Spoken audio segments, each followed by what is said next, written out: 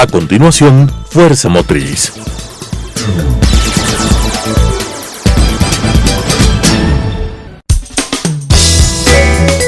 Clasificación A. Apto para todo público.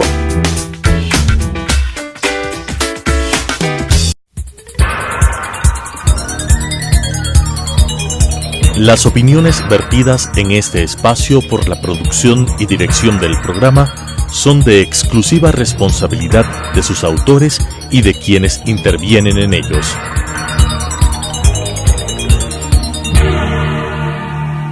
Telesucesos Canal 29 UHF presenta Fuerza Motriz, con temas de interés del sector automotor, estadísticas e industria automotriz, entrevistas a empresarios, curiosidades y consejos, con la conducción de Pablo Ordóñez y con el respaldo de AEADE, Asociación de Empresas Automotrices del Ecuador.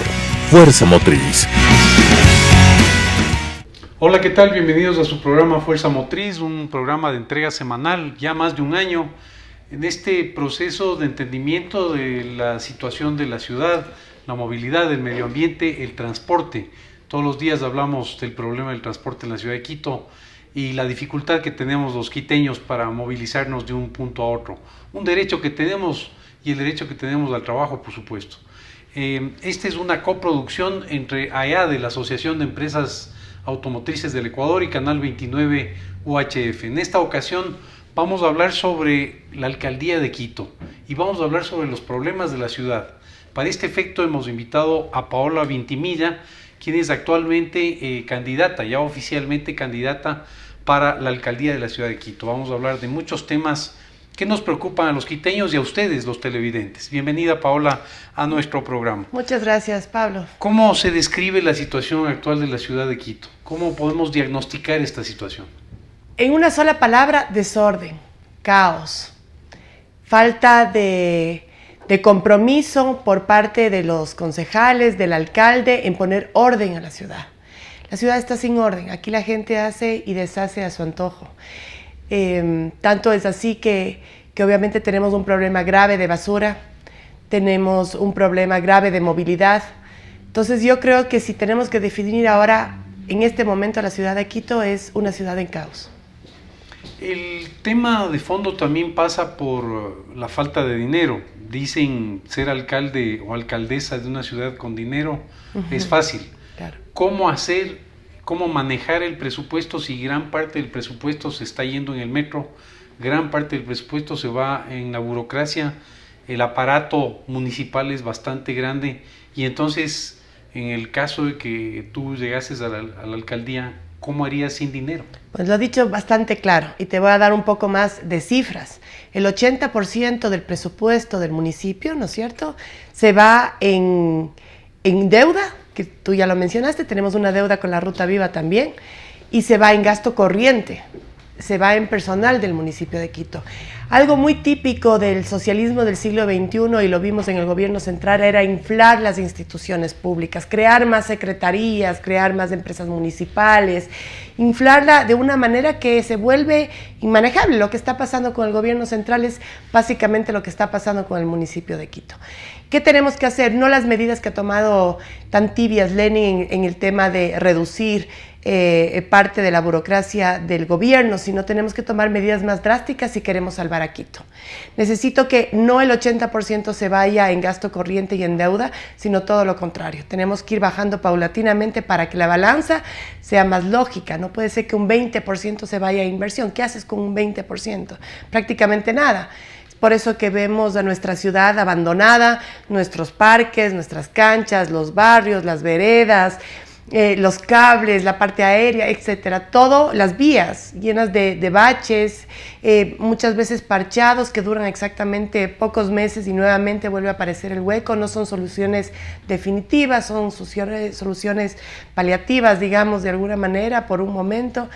Necesitamos dinero. Para eso lo que tenemos que hacer es reducir drásticamente el municipio de Quito. Con todo el dolor que esto puede causar para algunas familias, tenemos que pensar que somos más de 2.700.000 habitantes aquí en Quito y tenemos que darle prioridad a esos 2.700.000 y no a un grupo de personas que lamentablemente confiaron en un momento en esta forma de hacer gobierno, llenando de burocracia a las instituciones públicas, y que ahora pues tendrán que pagar justos por pecadores, digamos, de alguna manera, ¿no? En el caso del municipio, bueno, mucha gente que se emplea, al igual que pasa en Venezuela, se siente muy agradecida por el puesto y generalmente tienden a ser asiduos defensores de quienes los emplean. Del partido político, ¿no? Posiblemente sí. ¿Cómo logramos este equilibrio entre los 2.700.000 y aquellas personas que de alguna manera están agradecidas con este puesto de trabajo? Pues cuando tú le preguntas a un doctor, le pregunta a un paciente, señor, si quiero salvarle la vida, tengo que cortarle un brazo. Yo creo que la respuesta es obvia. Córteme el brazo, pero salve la vida. Entonces no puedo pensar en un cierto grupo de personas, sí, que representan a familias efectivamente, pero no puedo pensar en un cierto grupo de personas cuando tengo a 2.700.000 personas que dependen de una buena economía sana y una economía eficiente para la ciudad. ¿Cómo puedo hacer obras y servicios para la ciudad, obras importantes en el tema de movilidad, por ejemplo, si es que no tenemos el dinero suficiente, si es que el municipio tiene un endeudamiento tan alto que prácticamente ya tampoco llegó a su tope y tampoco puede endeudarlo? Y la idea, sinceramente, no creo que sea seguir endeudando al municipio, sino reducir el gasto corriente, sí, y optimizar ese dinero para que vaya directamente a la ciudad. La plata que los quiteños dan en impuestos, en contribuciones y en tasas, tiene que ir enfocado a obras y servicios, no puede ir a otra cosa, o a obras que realmente grandes que benefician a la mayoría de los quiteños.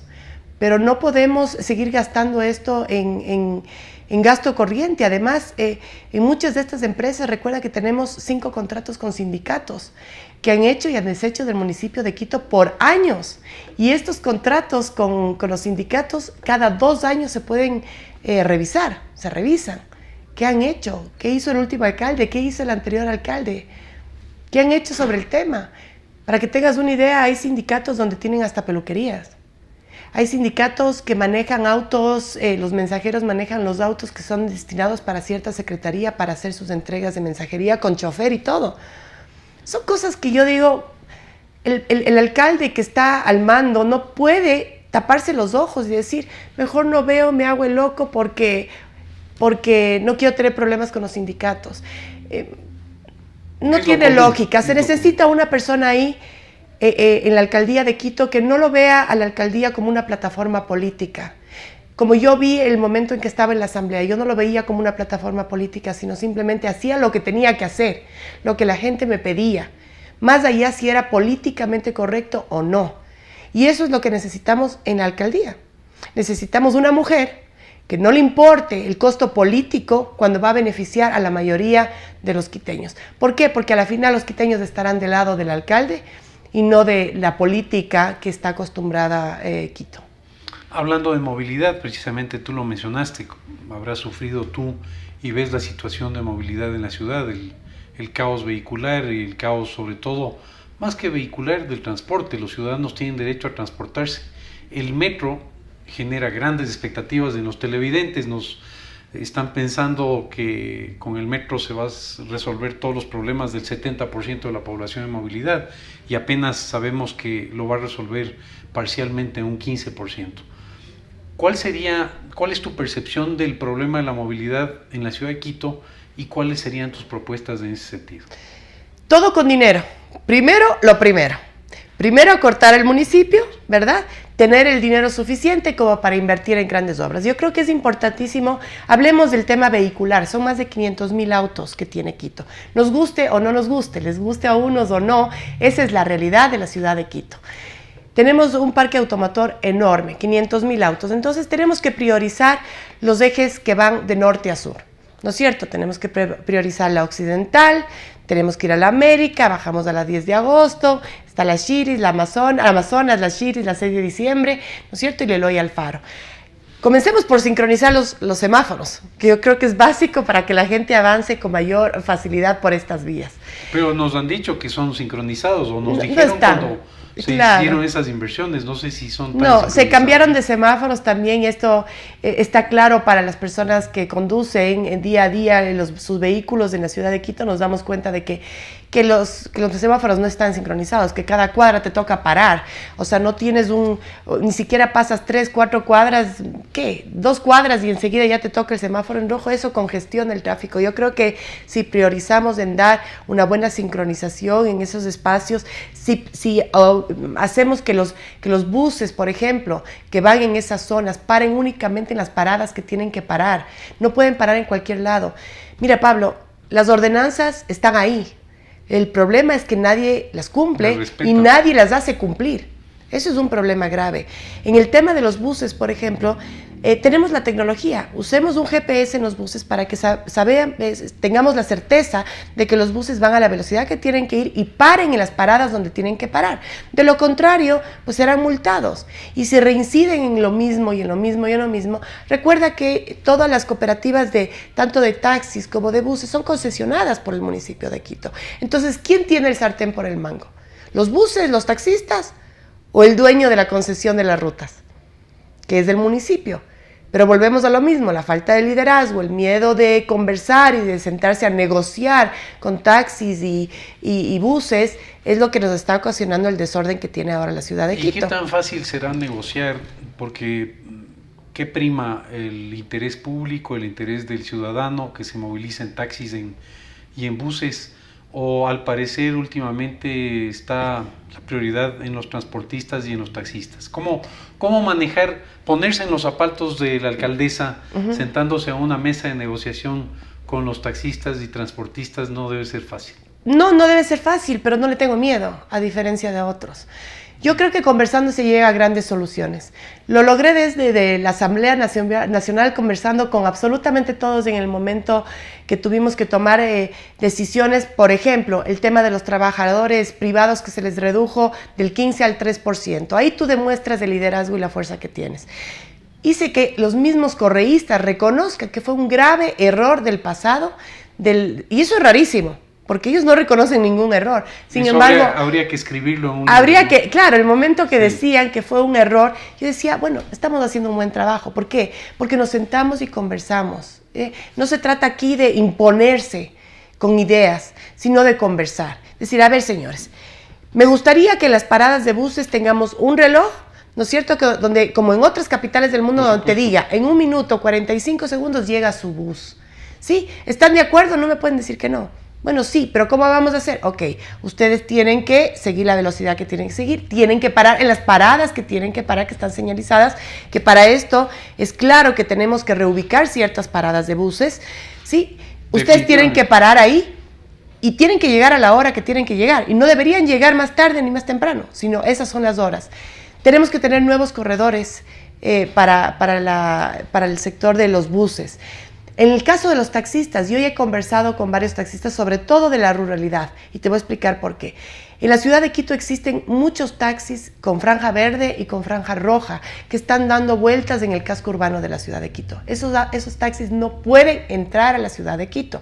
Entonces, para que no entren y sean claramente identificados por los agentes de control, pues tenemos que hacer una cosa específica. Todos los autos, todas las cooperativas que se dediquen a la parte periférica de la ciudad, que son los taxis con franja roja, todos los taxis que tengan la franja verde, que son de ruralidad, esas cooperativas tienen que tener variedad de taxis. Eso quiere decir que si tú coges un taxi en Pifo, pero tú tienes que subir a Quito, no hay ningún problema, pero le tienen que dar un taxi amarillo, que tiene que tener esa cooperativa. Ahora todas las cooperativas de las parroquias rurales tienen solamente taxis con línea verde.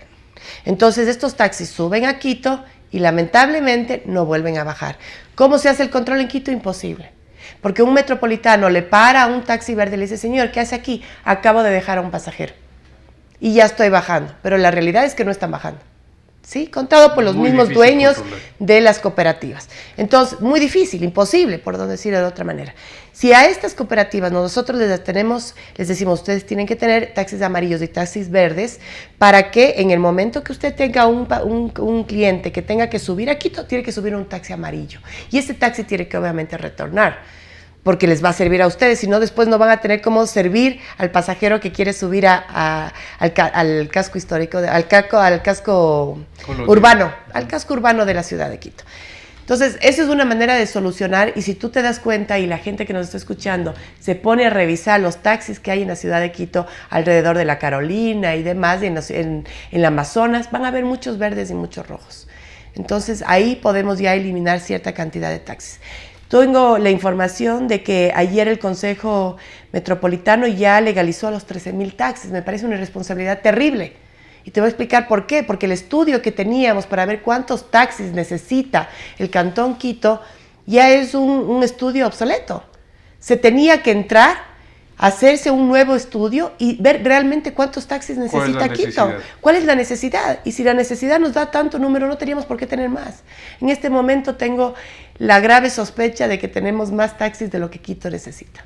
¿Cuál es el equilibrio que debemos conseguir los ciudadanos quiteños a través de las autoridades en cuanto al tema de los taxis y sobre todo los aplicativos? ¿Qué opinas tú sobre eso? Eso es una decisión que la tomará la Asamblea Nacional. Sin embargo, mi opinión personal es que soy una persona que cree en el libre comercio, cree en la competencia.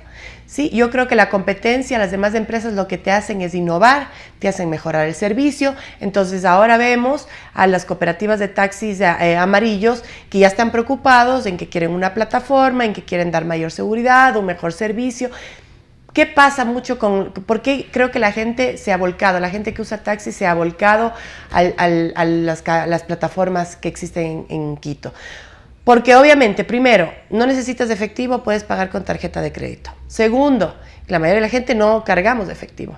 Segundo, sabes exactamente cuánto te va a cobrar de un lugar al otro el momento que tú contratas el taxi. Tercero, te dan el nombre del conductor, la placa, te sientes más seguro. ¿Qué pasa con los taxis amarillos? Muchas veces uno para un taxi en la calle y no sabes a quién estás parando. Comencemos por ahí. Ya te da una sensación de inseguridad.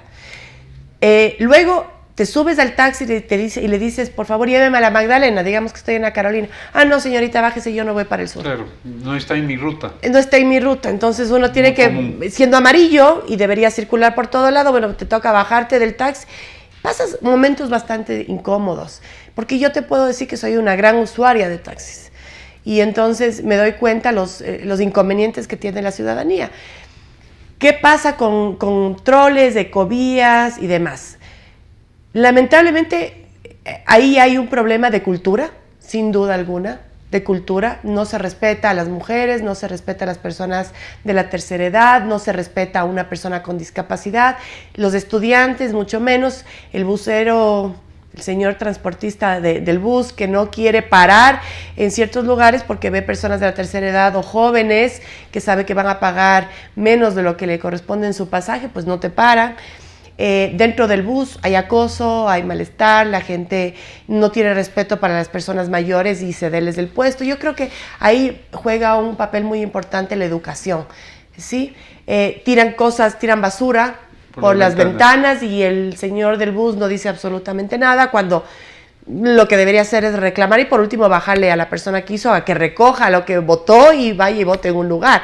O sea, yo creo que si todos cooperamos como sociedad, como comunidad, si empezamos a respetar, a querer a nuestra ciudad, todos podemos ser entes de control, no solamente los agentes de control que tenemos ahora, sino absolutamente todos, con educación, con respeto, creo que se pueden decir las cosas y se puede llegar a que cuando uno se suba a un bus se sienta seguro, sientas que tienes horarios, que sabes a qué horas vas a llegar a tu parada. Eso es básico.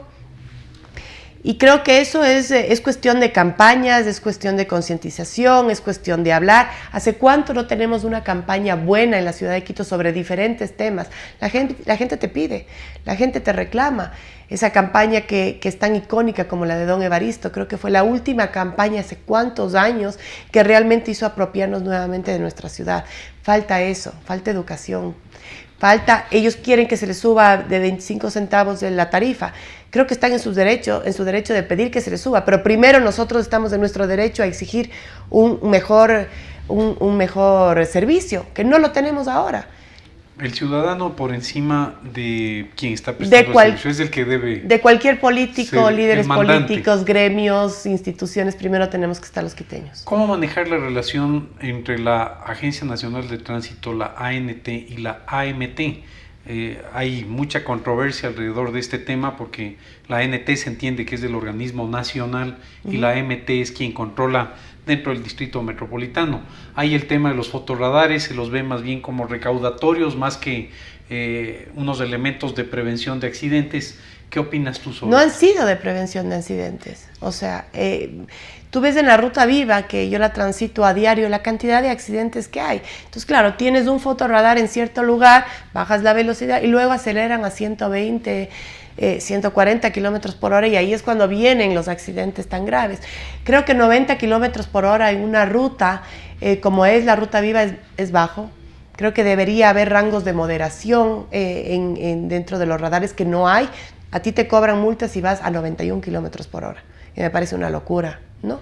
Entonces, bueno, hay que sentarse, obviamente, a hablar con la ANT, a hablar con todos los entes controladores y conversar sobre el tema y ver una mejor solución. O sea, realmente la gente no respeta sino el tramo en el que está, la gente no respeta. Muchos de los accidentes, Diego, se dan porque la gente empieza a andar de esta manera en la Ruta Viva. ¿Por qué? Porque hay vehículos que van a 60 kilómetros por hora al lado izquierdo. Esos vehículos, como en otras partes del mundo, deberían ser multados. Si tú quieres andar a 60 kilómetros, tienes que ir pegado a la derecha. Entonces, yo creo que tal vez una manera de poner los rangos de velocidades en los diferentes carriles va a ayudar muchísimo. Vas de 90 a 100 kilómetros por hora, vas por el lado izquierdo. Estás yendo a 80, estás multado. Y la única manera es poner, tú dices que es recaudatorio, yo creo que es preventivo, si lo ponemos en varios lugares de la Ruta Viva y diferentes lugares de la ciudad de Quito, ¿no? Ya te digo, y en la Simón Bolívar pasa exactamente lo mismo. Entonces, en la Occidental pasa exactamente lo mismo. Entonces, no se trata de poner un radar donde todos ya conocemos en dónde está, bajamos la velocidad y luego hacemos lo que nos da la gana. Si ponemos radares altos en los 3 carriles que tienen estas vías, ¿no? Y que se controlen los límites de velocidad en los 3 con un rango moderado, ¿sí? Que haya como hay en otras ciudades donde tú dices, si va de 90 a 100 está correcto, si va más de 100 ya hay una multa, pero sobre todo que se respeten los carriles. No estamos cansados ya de hacer luces, de pitar a un auto que va por la izquierda. Entonces, ¿qué te toca hacer? Como no se mueven, entonces te metes a la derecha, y el carril de la derecha muchas veces es el carril de alta velocidad. Eso es un peligro. Entonces busquemos soluciones con la tecnología y como te digo, creo que esa es una buena manera de hacerlo cada ciertos kilómetros, no solamente uno. Eso no nos está ayudando en nada y está sirviendo de manera recaudatoria porque cuando te para el agente municipal y como ya sabemos que están poco preparados y que necesitan una capacitación extensa y profunda y una reforma profunda, los agentes de control que van por 6 meses y ya creen que ya cree el municipio que están listos para dirigir el tránsito, cosa que no es cierto. Entonces, cuando tengamos unos agentes de control mucho más capacitados, entonces ahí sí podemos empezar a hablar de que cuando te cobren una multa no te hagan parar más adelante y le pases por debajo los $20 y te dejes seguir, porque eso está pasando. Y eso es una realidad clara, se ve, hay Facebook. ¿Qué vamos a hacer con los agentes de control? Creo que es básico que ellos lleven una cámara, como en otros países, que te está grabando todo tu horario de jornada. Va a estar grabando, eso va a evitar que les atropellen, como ha pasado en muchas ocasiones, y la persona se va, que ellos nos respeten, que den seguridad, y nosotros también, que no te pidan coima, ni que tampoco nosotros demos coima. Démonos cuenta el grave error. Va a ser algo, una corresponsabilidad entre los dos. En el tema de la MT y esta relación con la ANT, vemos la ciudad de Quito es una ciudad compleja porque está toda la burocracia y en fin, vemos muchos vehículos sin placas. ¿Cómo manejar eso? ¿Cómo hay la situación extrema en el caso de Ambato, por ejemplo, donde el municipio más bien pone fotorradares en todo lado y hay persecución al ciudadano y a quien transita? ¿Cómo lograr este equilibrio en el municipio y dentro del distrito metropolitano? Vuelvo y repito, hay que sentarnos, hay que conversar, hay que analizar en dónde tienen que estar los fotorradares, en dónde tenemos que mejorar. Yo creo que hay grandes organizaciones del sector civil que tienen muy buenas ideas sobre movilidad y estos temas específicamente, ¿no? No podemos compararnos con Ambato. Ambato es una locura. Tú llegas a Ambato y hay un sector, un espacio que te dice que tienes que ir a 30 kilómetros, 50 kilómetros, y entonces si no frenaste a raya en plena autopista, pues te multa. No creo que estamos en esa situación en Quito, pero sí creo que hay muchísimo que mejorar. Y eso se lo hace sentándonos en mesas. Tiene que haber, mira, yo creo que hay varios temas aquí en Quito donde tenemos que sentar y abrir mesas de diálogo con la sociedad civil, con la academia, que es importantísimo para lograr soluciones realmente efectivas en esto. Dentro de la movilidad y dentro de los ciudadanos tenemos el tema de la seguridad. ¿Qué opinas tú sobre la seguridad? ¿Cómo hacer que la ciudad sea una ciudad más tranquila? Tuve la oportunidad recientemente de visitar el centro de Quito. Sucio, mucha inseguridad se siente. En la esquina la señora me dijo no vaya más allá porque más allá le van a asaltar. Yo no recuerdo que en la ciudad de Quito haya pasado eso en años anteriores. ¿Qué piensas sobre ese tema? A ver, en el tema de seguridad, a pesar de que no es competencia del municipio, sí se puede hacer muchísimo. Necesitamos dinero, vuelvo y repito, primero haciendo lo que se tiene que hacer. Segundo, vamos a trabajar en el tema de seguridad, sobre todo en los barrios, con mucha iluminación. Las canchas deportivas, todos los lugares públicos de la ciudad de Quito están botados. Todos esos parques que dio el municipio, las canchas deportivas no tienen iluminación, tienen un césped de más de 1 metro de altura. Entonces, ¿de qué te sirve? Tienes juegos infantiles oxidados. ¿Qué es lo que está pasando actualmente con el quiteño? Lo que te está pasando a ti ese día que te dijeron, no, para ese lado ya no vaya, quédese solamente en este lugar. Lo mismo pasa en los barrios de la ciudad de Quito. La gente te cierra los locales muy temprano, la gente se encierra en su casa, no se conocen como comunidad, no se ayudan, todo lo contrario, si ves a una persona que le están robando al frente, sacas tu cámara, subes a Facebook y dices, mira cómo el choro se está metiendo y le está robando en este momento la casa del vecino. Entonces hay que volver a las alarmas comunitarias que sí funcionan en algunos barrios y que tenemos que potenciar en todos los barrios de Quito. Esa es la mejor manera de cuidarnos. Es un botón que suena una sirena a nivel del barrio, la gente sale, un botón conectado con el ECU 911. Por eso es fundamental tener el apoyo del Ministerio del Interior y trabajar coordinadamente con el Ministerio del Interior, que es quien se encarga del tema de la seguridad. La iluminación es básica. No sé si ha recorrido, mucha gente no se mueve solamente en su zona donde trabaja, donde vive, pero obviamente las personas que hacemos política de alguna manera visitamos todos los sectores de la ciudad de Quito y es muy triste ver barrios a oscuras en la noche. Eso obviamente es un llamado a la delincuencia, ¿no? Lo que necesitamos es tomarnos nuestras calles, lo que necesitamos es hacer lo que los quiteños siempre hacíamos, llegar de la noche del trabajo, reunirte con los vecinos que ahora ya sí conoces, son amigos, se ayudan, ir a jugar un partido de fútbol, a jugar un partido de vóley, que las madres puedan salir tranquilamente al parque a las 7 de la noche con sus hijos mientras ellos conversan. O sea, tomarnos las calles, tenemos que volver a ese sentido de comunidad. Las cámaras que yo te estoy hablando de los agentes de control también va a servir para el tema de seguridad, pero sobre todo una coordinación de la mano directa y exigir a las autoridades que se pasen proyectos de ley como los que se presentó el Partido Social Cristiano hace más de un año y que hasta el día de hoy no es tomado en cuenta en la comisión, donde vemos claramente que en muchísimos casos los delincuentes, los violadores, los secuestradores tienen a veces más prebendas que las víctimas. Entonces, ya sabemos todo lo que está pasando en la justicia, son cosas que se tienen que tomar en cuenta y que tenemos que exigir. Los ladrones, los criminales, los violadores, los secuestradores tienen que estar en la cárcel. Y para eso tenemos que trabajar en comunidad y tenemos que trabajar exigiendo leyes a quienes les corresponde. Estuvimos con Paola Ventimiglia, quien es actualmente candidata a alcaldesa de la ciudad de Quito, quien compartió con nosotros su opinión, su criterio en relación a la movilidad, en relación a la seguridad, en relación a los problemas de la ciudad, sobre todo un tema importante, el presupuesto. El dinero y la liquidez es fundamental para hacer todas estas obras.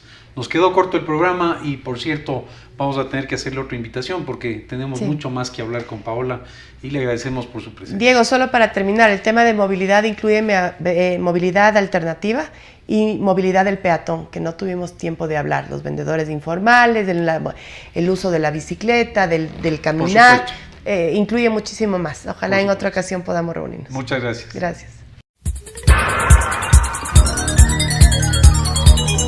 Las opiniones vertidas en este espacio por la producción y dirección del programa son de exclusiva responsabilidad de sus autores y de quienes intervienen en ellos.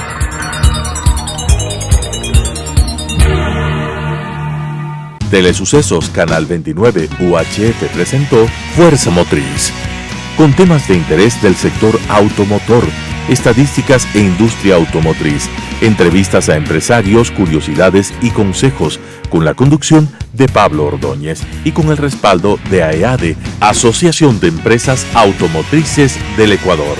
Fuerza Motriz.